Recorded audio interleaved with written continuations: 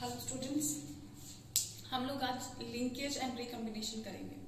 मैंने आपको बताया था कि मॉर्गन ने कुछ एक्सपेरिमेंट्स कंडक्ट किए थे on drosophila so as to establish the experimental proof for chromosomal theory of inheritance.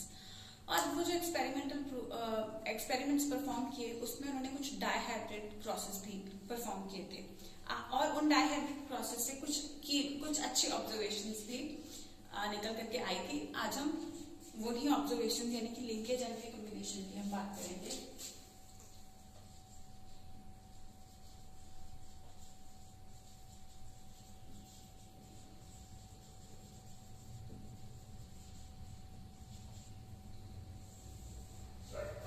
Linkage and recombination establish करने के लिए Morgan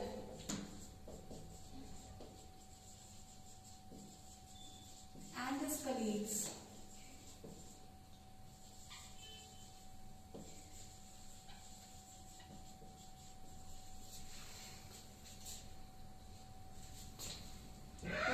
formed various dihybrid crosses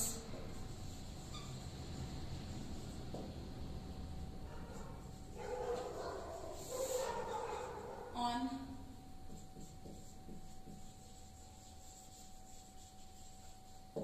Drosophila melanogaster.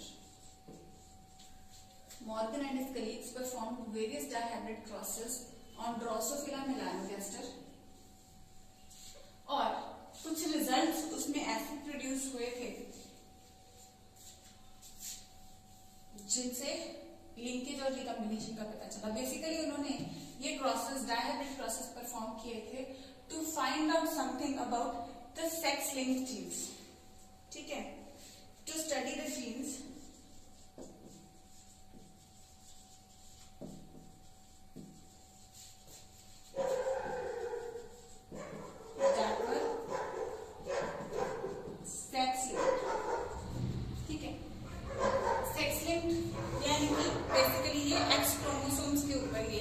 Jeans एक एक्स क्रोमोसोम के ऊपर प्रेजेंट है। ठीक है, तो ये जो प्रोसेस डायहाइब्रिड प्रोसेस दो फीचर्स को लेकर के किए। तो these process to start with सिर्फ ऐसे नहीं कि पूरा का पूरा क्रॉस कॉन्फ्रेंस, लेकिन जिस तरीके से उन्होंने करने की कोशिश की, so these process were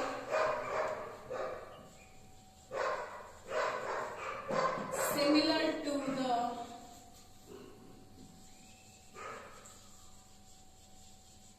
dihybrid process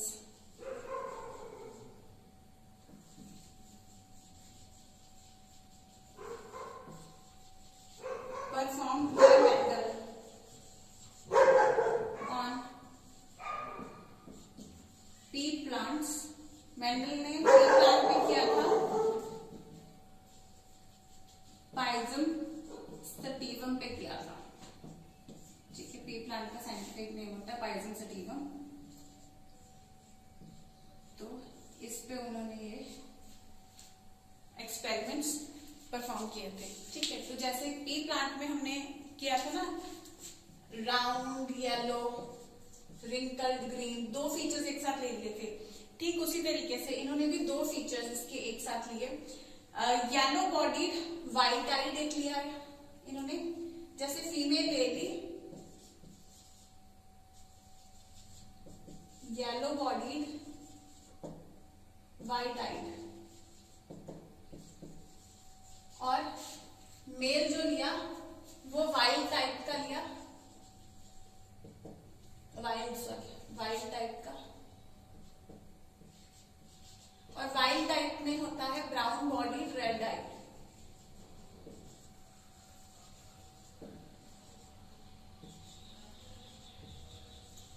अगर आपको याद होगा कि मेंडल ने जो क्रॉस परफॉर्म किया था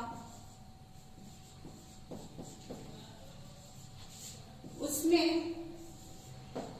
F1 जनरेशन को जब हम क्रॉस कर देते हैं तो F1 जनरेशन के बाद जो F2 जनरेशन प्रोड्यूस होती है उसमें जो रेशो प्रोड्यूस होता है वो 9:3:3:1 का रेशो था। ठीक है, यहाँ पे 100% का था, यहाँ पे F2 में बेसिकली 9:3:3:1 का रेशो था। और ये चीज ध्यान में रखें कि 9:3:3:1 का रेशो तब आता है जब लॉ ऑफ इंडिपेंडेंट असॉर्टमेंट पूरा होता है, सेग्रीगेशन कि पूरा हर एक अलील एक दूसरे से इंडिपेंडेंट जाता है। ठीक है, तो हमें इस क्रॉस में से क्या मिला जो मॉर्गन ने परफॉर्म किया on the Drosophila melanogaster. F1 generation, actually ये क्रॉस आपके एनसीईआरटी में भी बना हुआ है। आपको जितना वो क्रॉस में जो डायग्राम उन्होंने क्रोमोसोम्स की बना रखी, कुछ बच्चे कंफ्यूज हो जाते हैं, आपको जितना समझने की जरूरत है मैं उस हिसाब से ही आपको सिंप्लीफाई करके दे रही हूँ। ठीक है, तो जो F1 जनरेशन आपकी उसकी फिर सेल्फिंग कराई गई, यानी कि उनका आपस में सेल्फ मेटिंग वो सब करवाया गया। ठीक है, तो क्या निकल करके आता है जो F2 जनरेशन थी, F2 जनरेशन में 98.7% पेरेंटल टाइप दिखे और सिर्फ 1.3% रिकम्बिनेंट्स दिखे। अब मेरा पेरेंटल टाइप से और रिकम्बिनेंट से क्या मतलब है? पेरेंटल टाइप मतलब अगर ऑर्गेनिज्म की बॉडी येलो है और उसकी आईज वाइट होने के चांसेस ज्यादा है। ठीक है, यानी कि पेरेंटल टाइप में हमें येलो बॉडीड,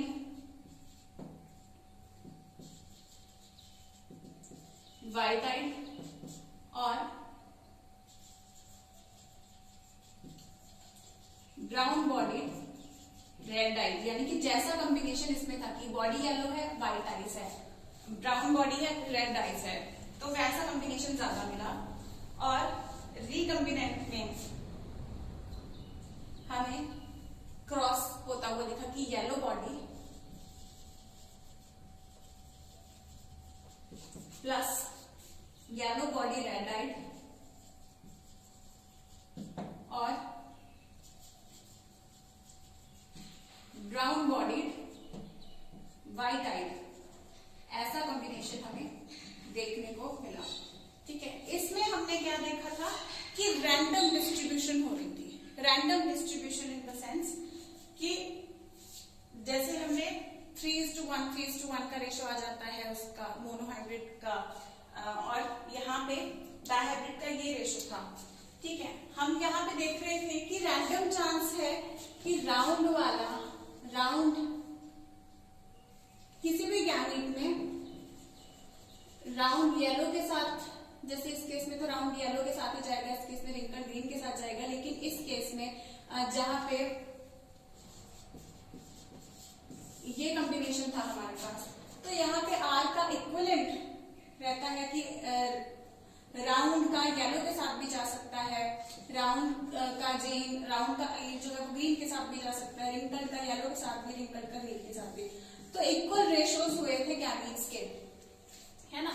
तो यहाँ पे क्योंकि उसमें बिल्कुल इंडिपेंडेंट असॉर्टमेंट हो रही थी कि हर अलील, किसी भी एक फीचर का अलील दूसरे अलील से इंडिपेंडेंटली असॉर्ट हो रहा था। ठीक है, कि राउंडनेस यानी कि इसकी शेप का अलील कैसे डिस्ट्रीब्यूट होगा वो कलर पे डिपेंड नहीं करता। ठीक है, तो वहां पे हमें वो सब देखने को मिला था, लेकिन यहाँ पे ये 9:3:3:1 ऐसा किसी रेशो की तो हम बात ही नहीं कर पा रहे, बहुत ही ज्यादा डेविएटेड रेशो आ रहा है इस केस में। ठीक है, तो ये आपके एनसीईआरटी में जो 2 क्रॉसेस भी है उसमें से क्रॉस 1 है ये। ठीक है, तो इस केस में हमें समझने वाला उसमें से इतना ही है हमारे लिए। तो इस केस में हम जो देखते हैं कि पेरेंटल टाइप, जैसे पेरेंट्स में फीचर थे कि कलर और बॉडी का कलर और आंखों का कलर, यहाँ पे yellow red round and yellow seeds, दोनों सीड्स के ही कैरेक्टर थे, लेकिन फिर भी वो एक दूसरे से इंडिपेंडेंट थे। यहाँ पे बॉडी का कैरेक्टर है और आईज का कैरेक्टर है, और ये दोनों के अलग होने के चांस कम रहते हैं। यहाँ पे ये कैरेक्टर एक दूसरे के ऊपर डिपेंडेंट है, इंडिपेंडेंट असॉर्टमेंट का यहाँ पे जो है प्रिंसिपल सेटल नहीं बैठता है। This ratio would have come if these alleles would have followed the law of independent assortment, but ऐसा कोई रेशो नहीं दिखा हमें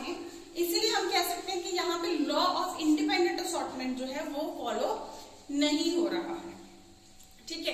law of independent assortment is not being followed here. तो क्या हमें ऑब्जर्वेशन यहाँ पे दिखाई दे रही है? बहुत ही कम, देखोगे आप, बहुत ही कम कॉम्बिनेशन हो रहा है, लेकिन बहुत ही कम रिकॉम्बिनेशन हो रहा है, बहुत ही कम चांसेस है, लेकिन चांसेस हैं, ठीक है। एक और क्रॉस देखेंगे हम उसमें थोड़े ज्यादा चांसेस होंगे रिकॉम्बिनेशन के। और क्यों? किसी भी दो फीचर्स में कभी ज्यादा चांसेस होते हैं डिसइंटीग्रेट होने के, कभी कम होते हैं, कभी पेरेंटल टाइप ज्यादा बनते हैं, कभी कम बनते हैं। इसका क्या कारण है? ये सब है लिंकेज एंड रिकॉम्बिनेशन, जिसको मैं इलैबोरेट आगे करूंगी।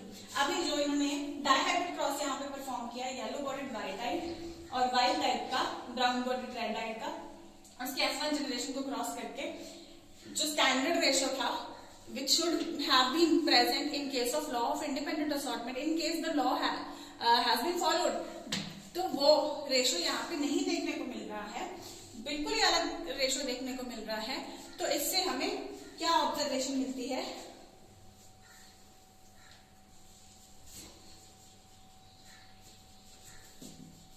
तो यहाँ पे इस प्लेस में आप क्रॉस ड्रॉ कर लेंगे, मैंने वो इस साइड पे ड्रॉ कर दिया है, ठीक है। तो ऑब्जर्वेशन 1 कि both of them have not been independently assorted. Two genes did not segregate. Two genes did not segregate. Two genes did not segregate independent of each other. ये सबसे पहला पॉइंट है कि two genes did not segregate independent of each other, ठीक है। And F2 ratio, एक तो ये हो गया क्योंकि ये रेशो फॉलो नहीं हुआ, तो सेम ही पॉइंट हम लिख सकते हैं, वैसे दोनों अलग अलग पॉइंट्स भी बना सकते हैं। Two genes did not segregate independent of each other,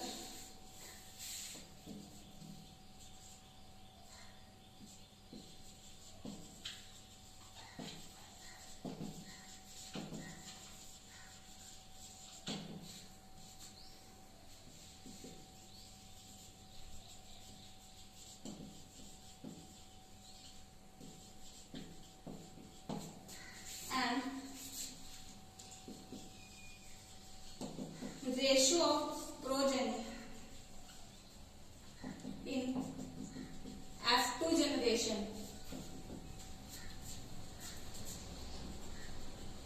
varied या deviated और varied, deviated मतलब हट गया ट्रैक से, varied मतलब अलग था, ठीक है। तो varied significantly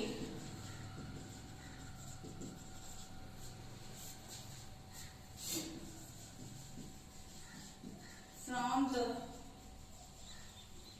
standard Mendelian ratio of 9:3:3:1। तो ये ऑब्जर्वेशन यहाँ पे देखने को मिली।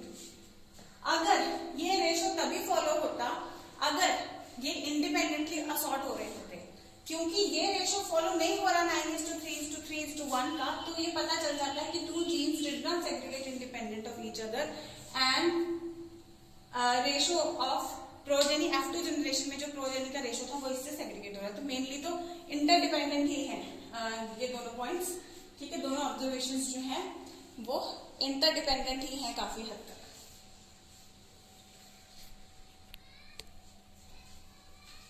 अब एक चीज ध्यान दो, यहाँ पे मॉर्गन ने ये एक्सपेरिमेंट कंडक्ट किए थे to study the genes that were sex linked, ठीक है। तो सेक्स लिंक्ड थे यानी कि उसको पता था कि ये वाले जो दोनों जीन्स की वो बात कर रहा है, they are located on the X chromosome. So I will just rub this.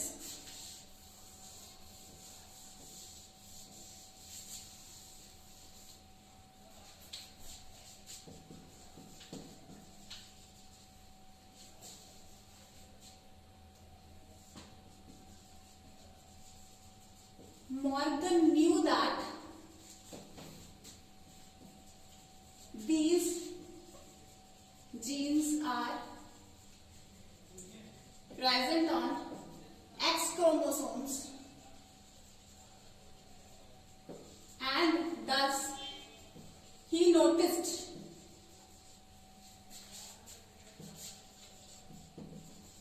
quickly, after this cross, he noticed quickly that when two genes were present on same chromosome,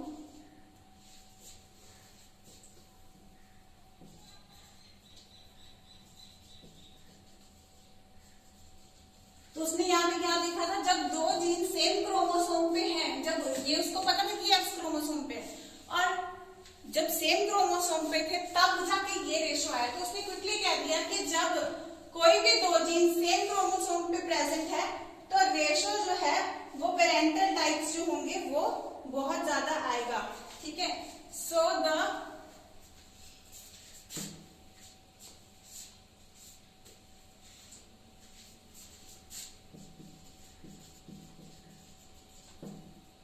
he noticed quickly that when two genes were present on the same chromosome, the percentage of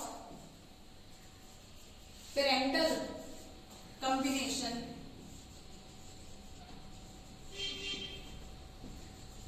was much higher in progeny। ठीक है, तो उस time पे जब ये sex link थे यानी कि they are present on X chromosome. ठीक है, तो जब उसको पता था कि ये ऐसे सेक्स लिंक्ड होते हैं, या चलो यहाँ पे इस केस में वो एक्स पे थे, अदरवाइज भी जब एक ही क्रोमोसोम पे कोई भी दो जीन्स होंगे तो उनके चांसेस होंगे कि वो अगले प्रोजेनी में एक साथ जाएं। अगर वो अलग अलग क्रोमोसोम पे हैं तो उनके चांसेस ज्यादा होंगे कि वो अलग अलग जाएं। ठीक है, तो यहाँ पे उसने कह दिया कि अब जो ये फिजिकल एसोसिएशन ऑफ genes था, because of being present on the same chromosome, he gave it the term linkage। ठीक है, कि यहाँ पे वो एक साथ गए, जो इस तरीके से अटैच होकर के एक साथ जाना, तो यहाँ पे जीन्स ने क्या शो किया, लिंकेज शो की। तो ही Morgan and his colleagues name this thing as linkage, कि जब दो जीन्स एक साथ चले जाते हैं because they are present on the same chromosomes, जब वो एक साथ चले जाते हैं उसको उसने टर्म दे दिया लिंकेज, यानी कि they are linked together. Why they are linked together? Because they present on one strand of chromosome, one chromosome they are present, so they are linked to each other. लेकिन जब वो भी अलग अलग हो जाते हैं तो उसको फिर उसने नाम दिया recombination. So this comes a topic linkage and recombination. So Morgan called the physical association, Morgan and his colleagues called this physical association of genes as linkage, and their tendency to separate as recombination। अगर वो एक साथ जाते हैं तो ये linkage है, लेकिन वो अलग अलग हो जाते हैं तो ये क्या है, रिकम्बिनेशन बन जाता है। ठीक है, तो हम ये भी कह सकते हैं कि linkage is description of expression of the parental characters, and recombination is expression of the non-parental combinations. So physical association of genes as parental types अगर हो, ठीक है, parental types ही अगर हो, parental combination में ही अगर वो जाए, जैसे पेरेंट्स में combination में वैसे जाए तो वो लिंकेज है, और अगर non parental and their recombination as non-parental combination में अगर हो जाए तो वो क्या हो जाएगा, obviously and there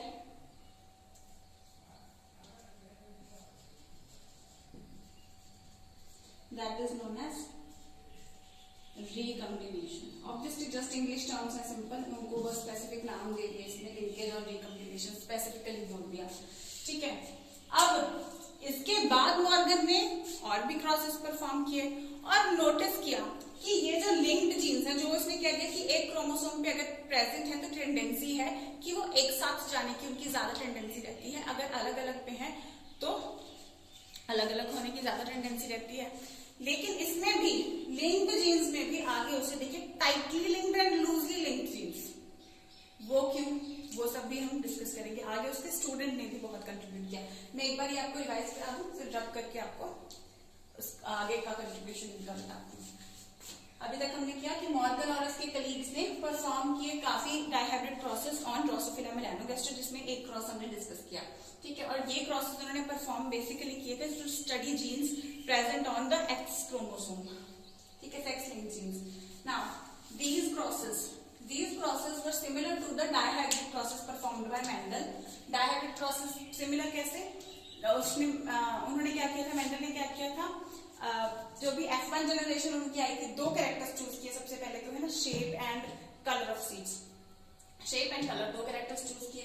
F1 generation produce की, F1 जनरेशन को की सेल्फिंग कराई, ठीक है, इसमें प्रोजेनी की आपस में मीटिंग करा दी इसने सेल्फिंग की जगह। तो यहाँ पे F2 जनरेशन प्रोड्यूस की, सिमिलरली इन्होंने भी ऐसे की F2 जनरेशन प्रोड्यूस की। F2 जनरेशन में रेशो निकाला मेंडल ने 9:3:3:1 का रेशो। और यहाँ पे क्या हमें सिग्निफिकेंट क्या चीज देखने को मिल रही है कि पेरेंटल कॉम्बिनेशंस 9:3:3:1 से काफी दूर है ये, और कॉम्बिनेशन अलग सा बन रहा है कि पेरेंटल में जो कॉम्बिनेशन है वो ज्यादा प्रोड्यूस हो रहा है, बहुत ज्यादा प्रोड्यूस हो रहा है एज कम्पेयर टू नया कॉम्बिनेशन, ठीक है, तो एज कम्पेयर टू नया कॉम्बिनेशन, ठीक है। देन जो पेरेंटल टाइप जाता है वो लिंकेज है, जो नया कॉम्बिनेशन बन जाता है, इसका एक फीचर इसके साथ मिल गया, इसका एक फीचर इसके साथ मिल गया, सो दैट बिकम्स रिकॉम्बिनेशन, ठीक है। तो मॉर्गन को क्योंकि पता था कि ये एक्स क्रोमोसोम पे प्रेजेंट है, वो चेक की उन जीन्स के ऊपर एक्सपेरिमेंट कर रहा था जो एक्स क्रोमोसोम के ऊपर प्रेजेंट है, तो यानी उसे पता था कि ये एक ही क्रोमोसोम के ऊपर प्रेजेंट है। क्या अलग बात है, उसको ये भी पता था कि कौन से क्रोमोसोम के ऊपर, ठीक है, तो उसको पता था कि ये एक ही क्रोमोसोम के ऊपर प्रेजेंट है, और फिर उसने तुरंत डिराइव कर लिया कि अरे एक ही स्ट्रैंड के ऊपर, एक ही क्रोमोसोम के ऊपर प्रेजेंट है, इसीलिए वो ज्यादा एक साथ गए होंगे, ठीक है। तो इस तरीके से उसने नाम दे दिया लिंकेज, कि अगर पेरेंट्स वाले कॉम्बिनेशन एक साथ जाते हैं और रिकॉम्बिनेशन अलग अलग कॉम्बिनेशन में जाते हैं। मैं ये वाला जो पोर्शन है ये रब करूंगी और स्पेशली ये रब करूंगी, फिर मैं आपको आगे का पार्ट कराती हूँ।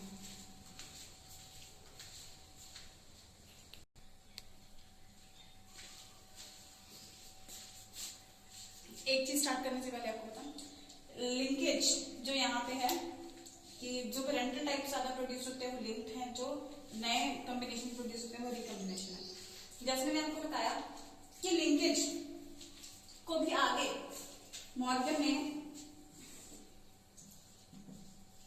दो हिस्सों में डिवाइड कर दिया कि लिंकेज भी, लिंक्ड जीन्स भी जो हैं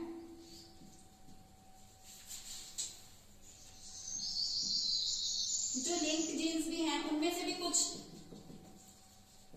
टाइटली लिंक्ड है और कुछ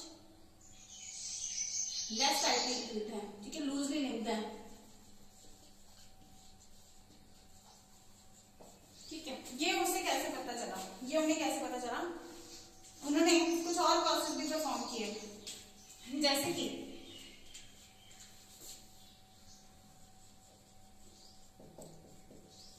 वाइट आइड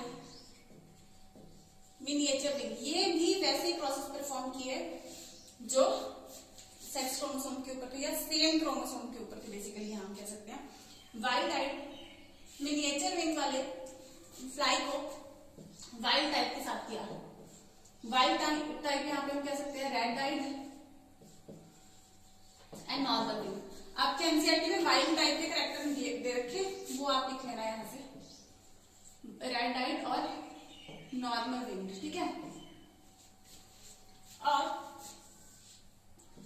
फिर से इनके वैसे F1 प्रोजेनी प्रोड्यूस किए और F2 प्रोजेनी प्रोड्यूस किए।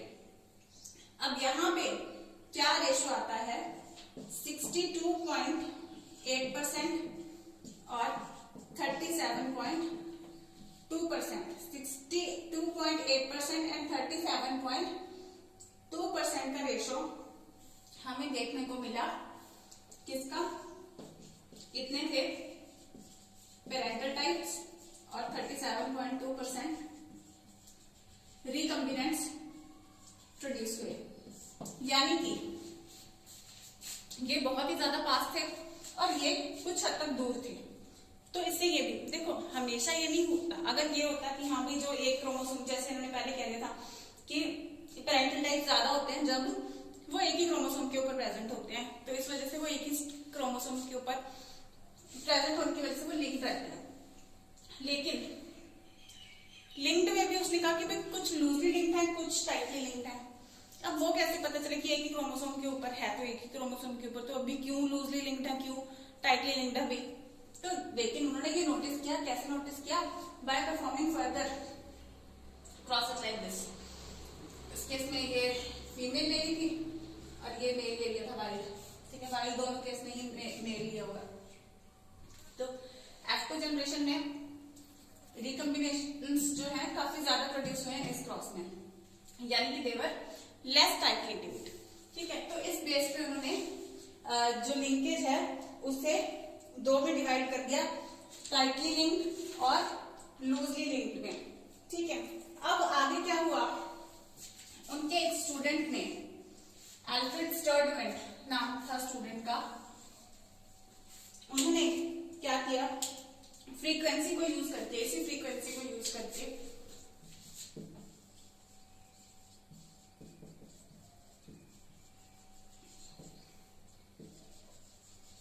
यूज द फ्रीक्वेंसीज यानी ये कितने रिकम्बिनेशंस प्रोड्यूस हो रहे हैं।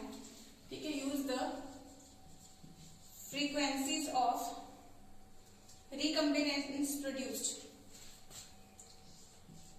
या frequency of recombination between gene pairs as the measure of distance between them। और किसी भी दो एंड स्टर्डवेंट में यूनिट बना दी। 1909 में स्टर्डवेंट ने, ये पॉइंट नहीं है आपके एनसीईआरटी में, 1909 में स्टर्डवेंट ने दो chromosomes mapped, to chromosomes of drosophila melanogaster. ठीक है, दो को मैप कर दिया था। मैप कर लिया मतलब कि जैसे उन्होंने मैप करके उन्होंने एक यूनिट प्रोड्यूस की थी actually as a measure of distance between them. हम कह रहे हैं डिस्टेंस हम किस में मेजर करेंगे? नैनोमीटर्स में, मिलीमीटर में, किस चीज में मेजर करेंगे? तो इस डिस्टेंस को मेजर करने में क्रोमोसोम्स के ऊपर जो भी जीन्स प्रेजेंट हैं उनके बीच के डिस्टेंस को मेजर करने के लिए इन्होंने यूनिट बनाई और उस यूनिट को हम कहते हैं सेंटीमॉर्गन। मॉर्गन को ट्रिब्यूट देने के लिए ये यूनिट दी गई। ठीक है, कुछ लोग नाम देख के ये सोच लेते हैं कि मॉर्गन ने दी थी, कुछ बुक्स में तक लिख रखा है इनफैक्ट, लेकिन उनके स्टूडेंट ने दी थी। लेकिन उनको देखो जीन मैपिंग का नाम ही स्टर्डवेंट पे आता है, स्टर्डवेंट ने ही की थी।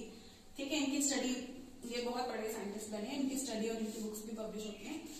तो ये सेंटीमॉर्गन इन्होंने यूनिट दी थी।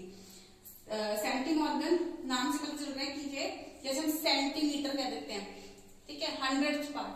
तो अगर तो सेंटीमॉर्गन ऐसे थी कि अगर 1% रिकम्बिनेशन प्रोड्यूस कर रहे हैं कोई भी दो, जैसे इस केस में 1.3% रिकम्बिनेशन प्रोड्यूस कर रहे हैं, तो ये दोनों फीचर्स के जो जीन्स हैं वो, जैसे अगर ये 1% कर रहे होते तो ये 1 सेंटीमॉर्गन दूर होते, लेकिन ये अगर 1.3 कर रहे हैं तो ये दोनों 1.3 सेंटीमॉर्गन दूर हैं। ठीक है, तो ये क्या है? 1.3 सेंटीमॉर्गन दूर हैं। लेकिन अगर हम इसकी बात करें यहाँ पे क्या है, हम आईज का और बॉडी का ले रहे हैं, यहाँ पे हम आईज का और विंग का ले रहे हैं, और यहाँ पे ज्यादा कॉम्बिनेशन प्रोड्यूस हो रहा है, ठीक है। तो यहाँ पे हमने देखा था आईज का और बॉडी का इस तरीके से था। आईज का मैं ब्लू कर देती हूँ, ठीक है। तो आईज का और बॉडी का इस तरीके से था। तो विंग का, क्योंकि ये आईज और विंग में रिकॉम्बिनेशन हमें ज्यादा देखने को मिल रहा है, तो 37.2 सेंटीमॉर्गन्स दूर होंगे इनके अलील्स, तो ये इससे काफी ज्यादा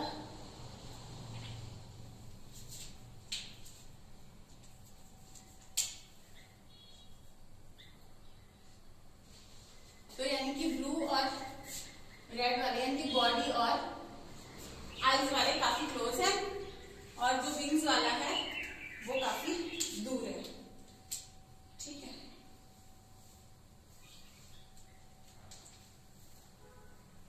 तो इस तरीके से स्टर्डमेंट ने ये यूनिट्स प्रोड्यूस की, इनके बीच में रिकॉम्बिनेशन, यानी जितना रिकॉम्बिनेशन कम होगा उतनी ही कम उनमें डिस्टेंस होगा। अगर 1% रिकॉम्बिनेशन ही हो रहा है सिर्फ, तो 1 सेंटीमॉर्गन दूर है, और अगर 37.2% रिकॉम्बिनेशन 37.2 सेंटीमॉर्गन दूर है, और अगर 100% रिकॉम्बिनेशन ही प्रोड्यूस हो रहे हैं सिर्फ, तो वो 1 मॉर्गन दूर है, ठीक है। तो सेंटीमॉर्गन क्योंकि 100 हो गया ना, तो 100% अगर रिकॉम्बिनेशन है तो 1 मॉर्गन, ठीक है। तो 1 मॉर्गन प्रोड्यूस हो जाएगा। तो इस तरीके से उन्होंने 2 मैप्स बना दिए थे, मैप क्रोमोसोम्स। तो इनको हम जो इन्होंने ये 2 मैप करके ये जो बनाया कि हाँ इस तरीके से यहाँ पे ये जीना, यहाँ पे ये, और इतने इतने डिस्टेंस पे 100 मॉर्गन्स में डिवाइड करके, तो इनको हम कहते हैं कि इन्होंने जो प्रोड्यूस किया वो क्या किया, जीन मैप्स प्रोड्यूस किए, क्योंकि वो एक ही क्रोमोसोम के ऊपर कहाँ कहाँ जीन्स प्रेजेंट है वो सारा बता देते हैं, कितने डिस्टेंस पे, कि इस पर्टिकुलर कैरेक्टर का एनी कैरेक्टर से डिस्टेंस कितना है। तो ये डिस्टेंसेस कैलकुलेट करके, इस पे आपको क्वेश्चन भी आ सकते हैं, मैं कलर कराती हूँ आपको, ठीक है। तो इस तरीके से जीन मैप्स बनाए। अब जीन मैप्स में रिकॉम्बिनेशन होता किस वजह से है, रिकॉम्बिनेशन हो जाता है क्रॉसिंग ओवर की वजह से। एक ही क्रोमोसोम के ऊपर प्रेजेंट होने से भी वो सेपरेट क्यों हो जाते हैं, क्योंकि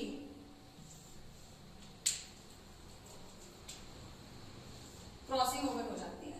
तो जितने वो ज्यादा पास होंगे, जैसे कि कोई भी चीज यहाँ पे है तो उनका एक साथ जाने का चांस ज्यादा रहेगा, लेकिन कोई भी 2 ऐसे जो एक जैसे यहाँ पे प्रेजेंट है और एक यहाँ पे प्रेजेंट है, तो इनका सेपरेट होने का चांसेस ज्यादा रहेगा। तो उसी केस में जितना ज्यादा परसेंटेज रिकॉम्बिनेशन का दिखाते हैं उतने ज्यादा दूर है, जितना कम दिखाते हैं उतने ज्यादा हम कह सकते हैं कि वो पास हैं, ठीक है। तो क्रॉसिंग ओवर की वजह से recombination is actually the result of crossing over. तो ये भी हम लिख सकते हैं, recombination of genes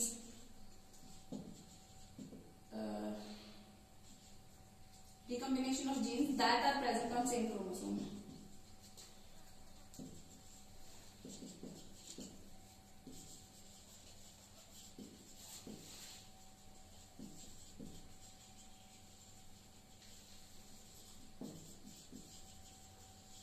Is because of crossing over. तो हमें इसमें आपसे ये भी पता चल जाएगा कि कितनी चांसेस हैं क्रॉसिंग ओवर होने के। तो that is why gene maps को क्रॉस ओवर मैप्स भी बोला जाता है, जीन मैप्स को क्रॉस ओवर मैप्स भी बोला जा सकता है, ठीक है। किसने दिए थे, स्टर्डमेंट में।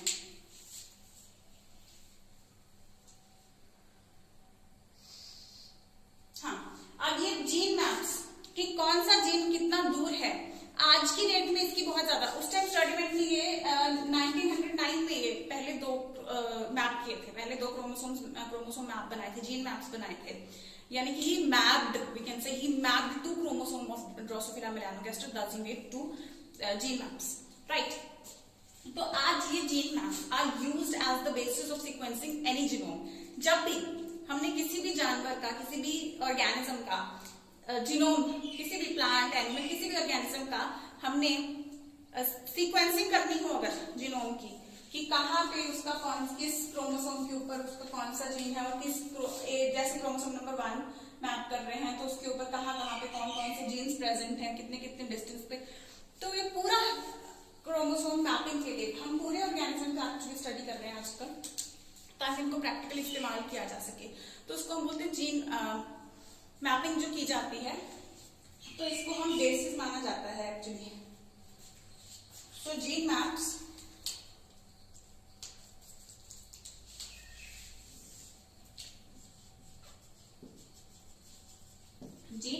are considered the basis of mapping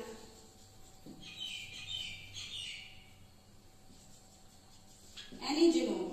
तो सबसे पहले जीन मैपिंग कर दी जाती है, उसके बाद पूरा जीनोम सीक्वेंस किया जाता है या मैप किया जाता है ऑफ एनी जीनोम या जीनोम सीक्वेंसिंग के टाइम पे, जैसे कि as was done in case of HGP। What is HGP? HGP is Human Genome Project। Human genome project में आपको बता दूं, इसको काफी साल लगे थे करने में, नियरली 16 years तो इसको लगे। एंड हमारी ह्यूमन जीनोम को कंप्लीटली स्टडी किया गया, कंप्लीटली सीक्वेंस किया गया, पूरा के पूरे जीनोम को स्टडी किया गया। काफी कंट्रीज ने इसमें कंट्रीब्यूट किया, और कहाँ पे कौन सा जीन प्रेजेंट है और क्या फंक्शन परफॉर्म करता है, क्या फीचर्स एक्सप्रेस करवाता है, वो पूरा जीनोम को सीक्वेंस किया गया। तो ह्यूमन जीनोम प्रोजेक्ट में भी ये जीन मैपिंग ने सबसे बड़ा रोल प्ले किया। अब ह्यूमंस के बाद हम और भी काफी ऑर्गेनिज्म की जीन मैपिंग, इनके जीनोम डिकोड कर चुके हैं, और सबसे ज्यादा बड़ा रोल जो प्ले करता है वो यही जीन मैपिंग ही है जो रोल इसमें प्ले करता है। ह्यूमन जीनोम प्रोजेक्ट इसलिए कंडक्ट किया गया था क्योंकि काफी जेनेटिक डिसऑर्डर्स ऐसे हैं जिनको अगर हम पता कर सके पहले ही, हो सकता है हम बर्थ से पहले ही ठीक कर सके उनको, तो उसके लिए वो जो हम टारगेट्स अपने आप के लिए ह्यूमैनिटी चूज करती रहती है कि हम इवन बिफोर बर्थ हम लोग ट्रीटमेंट्स कर सकें, कुछ जेनेटिक डिसऑर्डर्स का पहले ही पता लगाया जा सके। अगर ट्रीट नहीं हो सकते हैं और ऐसे डिजीजेस हैं जो कि किसी की लाइफ मिजरेबल बना सकते हैं, तो हम कुछ प्रिकॉशंस स्टेप्स ले सकें, तो उसके लिए जीनोम्स को मैप करना जरूरी था। इसके बाद हमने और भी काफी ज्यादा ऑर्गेनिजम्स को मैप कर लिया है। ठीक है, कुछ बच्चे को आपकी क्लास में से मेरे साथ मैंने क्लास में ह्यूमन जीनोम प्रोजेक्ट कुछ बच्चों को करवाया था, बाकी मैं नेक्स्ट करवाऊंगी जरूर आपको वीडियो लेक्चर्स में भी। एक बार मैं आपको ये रिवाइज करा देती हूँ कि मॉर्गन एंड हिज कलीग्स उन्होंने एक्सपेरिमेंट्स कंडक्ट किए थे, डायहाइब्रिड प्रोसेस कंडक्ट किए थे for the jeans present on the sex chromosome, that is x chromosome. तो पहले ये क्रॉस परफॉर्म किया येलो बॉर्डेड व्हाइट एड का वाइल्ड टाइप के साथ, तो देखा गया कि पेरेंटल टाइप्स हमें 98.7 मिले और ओनली 1.3% वर रिकम्बिनेंट्स। तो उन्होंने कहा कि पेरेंटल टाइप कॉम्बिनेशन, क्योंकि उन्हें पता था कि सेम क्रोमोसोम पे, उन्होंने कहा कि ये सेम क्रोमोसोम पे है इसीलिए वैसे ही ज्यादा बन रहे हैं, तो that means they are connected together because of being present on the same chromosome. ठीक है, तो उन्होंने क्या दिया कि दे आर लिंक्ड। तो फिर उन्होंने आगे देखा कि दो टर्म्स दे दिए यहाँ पे जो एक साथ जाते हैं, लिंकेज जो अलग अलग हो जाते हैं, उस फेनोमेनन को, उनके अलग अलग होने के फेनोमेनन को रिकम्बिनेशन। देन लिंक्ड में उन्होंने देखा कि कुछ टाइटली लिंक्ड है, कुछ लूजली लिंक्ड है, और कुछ ऐसे एक्सपेरिमेंट्स है जहां पे रिकम्बिनेशन वाज अगेन डिफरेंट। देखो 9:3:3:1 तो कहीं पे भी नहीं है, 9:3:3:1 तो कहीं पे भी नहीं है, यहाँ पे 1.3% है, यहाँ पे 37.2% है, अलग आ रहा है थोड़ा, है ना। तो यहाँ पे ये रिकम्बिनेंट्स जब उनको पता लगे कि डिफरेंट आ रहा है, तो उन्होंने कहा कि ये जो रिकम्बिनेशन प्रोड्यूस हुआ है यहाँ पे ज्यादा प्रोड्यूस हुआ है, यहाँ पे कम प्रोड्यूस हो रहा था, तो maybe they are tightly linked and they are loosely linked. But why they are tightly and why they are loosely linked, तो ये आगे चल के इनके क्रोमोसोम के ऊपर, क्रोमोसोम के डिस्टेंस के ऊपर डिपेंड करता है, ये आगे चल के पता चला। देन उनके जो टीम में उनका जो एक स्टूडेंट भी था, उनके स्टूडेंट ने फिर उन्होंने क्या किया कि ये जो फ्रीक्वेंसी होती है रिकम्बिनेशन की प्रोड्यूस होती है, इसके उन्होंने रिकम्बिनेशन बिटवीन जीन पेयर्स जो हो जाता है, इसको इस्तेमाल करके जीन्स के मैप्स बनाने शुरू कर दिए, जिनको हम जीन मैप्स या जेनेटिक मैप्स, जीन मैप्स या क्रॉस ओवर मैप्स कहते हैं, क्योंकि क्रॉसिंग ओवर भी पता चल जाता है कि कितने % चांस होंगे क्रॉसिंग ओवर से वो अलग हो जाएंगे। तो 1902 में उन्होंने ड्रोसोफिला मेलानोगास्टर के 2 क्रोमोसोम्स मैप कर दिए, और जितने % रिकॉम्बिनेशन हो रही है उतने ही वो कहते, उन्होंने टर्म डिफाइन कर दी, यूनिट डिफाइन कर दी, unit of distance between any 2 chromosomes as centimorgan. Like 1% recombination, so 1 centimorgan apart they are, and if 100% recombination, so 1 morgan or 100 centimorgan will be same. So 1 morgan is equal to, we can say, 100 centimorgan दूर है अगर 100% recombination हो रही है, which is obviously rare case. Fine. Then हाँ, जो मैंने आपको बताया था जीन मैप पे अगर क्वेश्चन आ सकता है, तो जैसे A, B और C 3 जीन्स हैं, ठीक है। सो अगर हम कहें कि A और B का जो रिकॉम्बिनेशन है, A and B show recombination as 57%, ठीक है, and A and C show 27%, तो क्या होगा? A and C show 27% and C and B shows